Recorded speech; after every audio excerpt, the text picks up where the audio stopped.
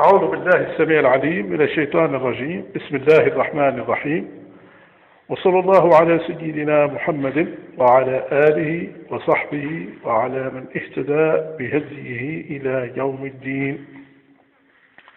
أما بعد، السلام عليكم ورحمة الله تعالى وبركاته. أما بعد، لي الشرف العظيم أن أسجل رسالة صوتية، وهذه الرسالة أرسلها لكل الناس، سواء في شبكات ذات التواصل الاجتماعي أو في غيره. هذه الرسالة هي عبارة عن نصيحة. للأسف الشديد، كما قلت سابقا، أن بعض الناس ينصحون ويرشدون الناس، ولكن بأسلوب سيء، بأسلوب جارح، وهذا لا يجوز في الإسلام بأي حال من الأحوال. فلا يجوز لنا أن نتكلم في غيبة الناس، ولا يجوز لنا أن نتكلم في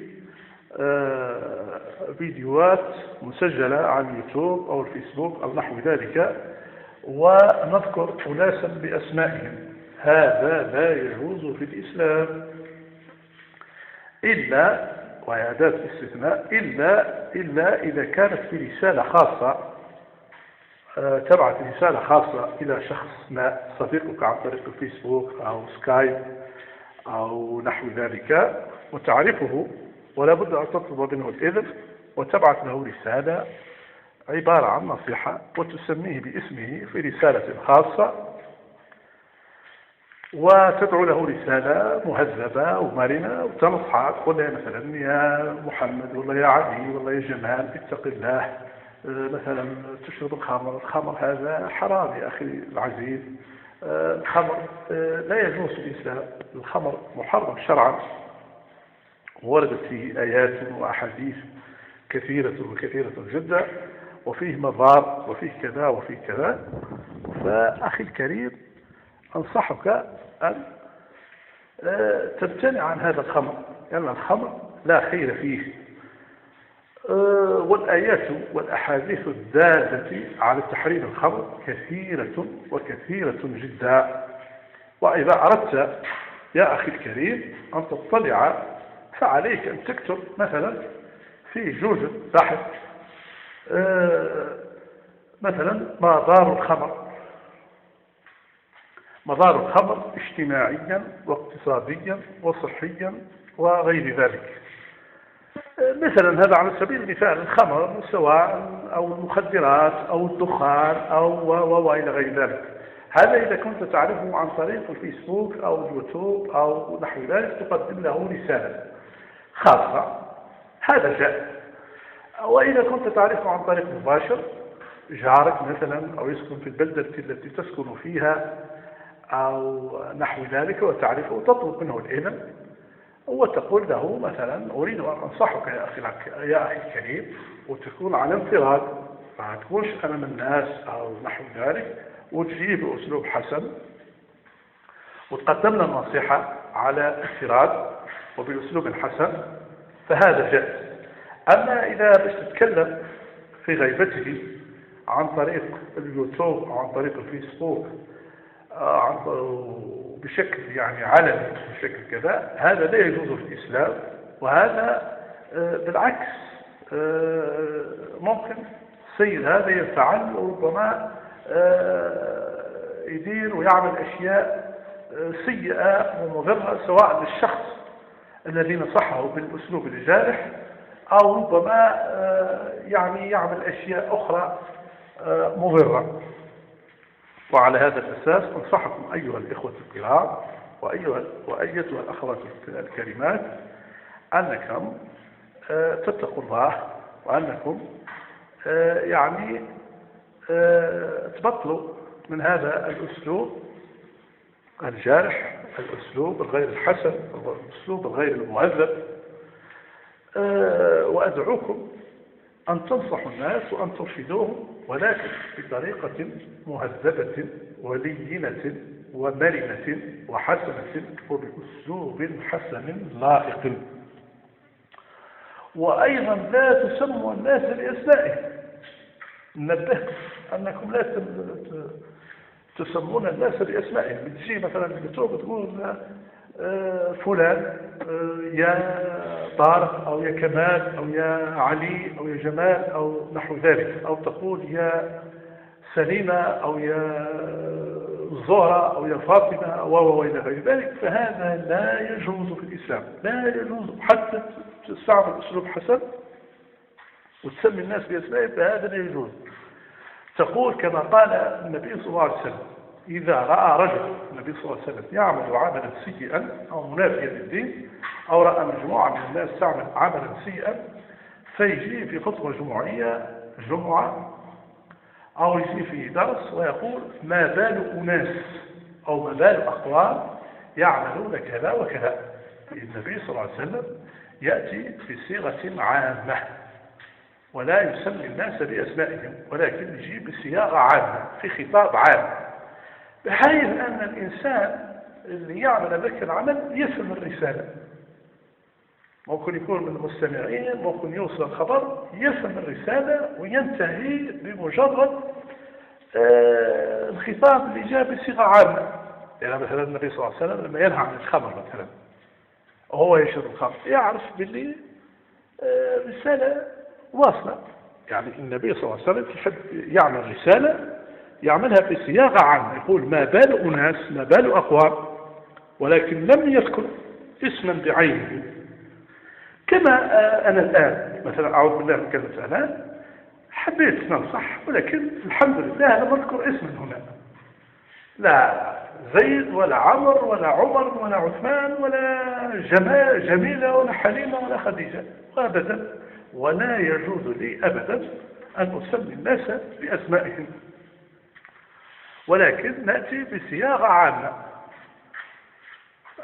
كما كان النبي صلى الله عليه وسلم يقول: ما بال أناس، ما بال أقوام يعملون كذا وكذا فقط.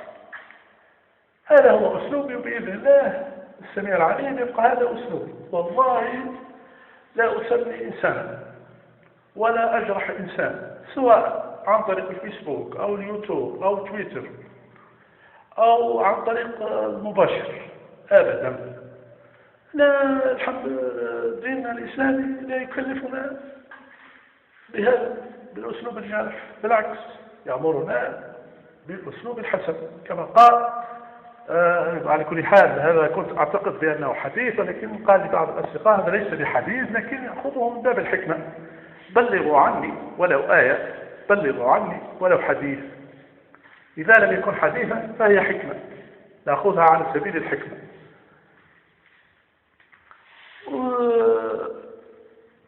يا أخي كما قال رسول الله صلى الله عليه وسلم: من كان يؤمن بالله واليوم الآخر فليقل خيرا أو ليصمت. هذا حديث.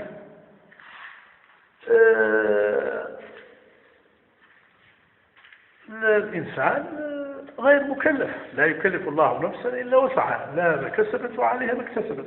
ربنا لا تؤاخذنا إن نسينا أو أخطأنا، ربنا إلى آخر الآية. نحن مكلفين بالدعوة إلى الله سبحانه وتعالى بالأسلوب الحسن، فإن استجاب للنصيحة فكان ذلك حسنا، وسواء للشخص الداعي تحصل على أجرين، لأن الرسول صلى الله عليه وسلم يقول: من اجتهد وأصاب فله أجران، ومن اجتهد ولم يصب فله أجر واحد. وبالنسبة للإنسان اللي اجتدى شيء جميل، اجتدى كان يشرب الخمر مثلا، امتنع عن الخمر وتاب إلى الله توبة نصوحة، أو كان يشرب الدخان أو المخدرات مثلا، أو كان يعمل العمل المنافي للدين وانتهى من هذا العمل وتاب وأصبح ملتزما، فهذا أمر جميل وأمر طيب وأمر رائع وممتاز. وإن كان غير ذلك فما على الرسول إلا البلاغ. الرسول صلى الله عليه وسلم قال: لا أنصح الناس، الدين النصيحة، الدال على الخير كفاعله، وتعاونوا على البر والتقوى في قوله تعالى: وتعاونوا على البر والتقوى ولا تعاونوا على الإثم والعدوان ومعصية الرسول. فإذا نصحت آخاك فهذا من عمل البر، وإذا سقيت عطشانا فهذا من عمل البر، وإذا ساهمت في بناء مدرسة قرآنية أو مسجد أو نحو ذلك فهذا عمل البر. فالبر معناه عمل الخير بجميع أنواعه قولا وفعلا، حتى يعني تزيل الأذى في الطريق. معناها إذا رأيت حجرا أو شوكا أو حديدا أو حديدة أو نحو ذلك أو زجاجا وتميتها، أي تزيلها من الطريق وترميها في سدة المهملات أو نحو ذلك، فلك الأجر. إذا قتلت عقربا أو أفعى أو حشرة سامة تضرك أو تضر المؤمن أخيك المؤمن، حسنا.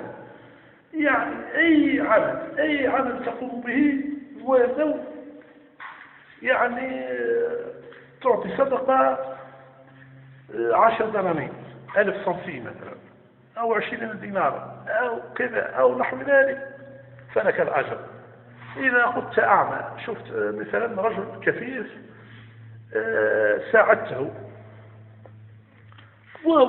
إلى غير ذلك، فهذا أمر معروف والحمد لله، كله من أفعال البر وكله من أفعال الخير. وفي هذا القدر كفاية، والسلام عليكم ورحمة الله تعالى وبركاته. كما قلت لكم سابقا، قارئ هذه الرسالة الصوتية المتواضعة عبد الرحمن العربي الساكن بمنطقة الوادي بالجمهورية الجزائرية الديمقراطية الشعبية. اللهم صل وسلم وبارك على سيدنا محمد عبدك ورسولك النبي الأمي وعلى آله وصحبه وسلم تسليما كثيرا عدد خلقه ورضاء نفسه وزينة عرشه ومداد كلماته. سبحان ربك رب العزة عما يصفون وسلام على المرسلين والحمد لله رب العالمين. والسلام عليكم ورحمة الله تعالى وبركاته، وفي لقاء آخر إن شاء الله.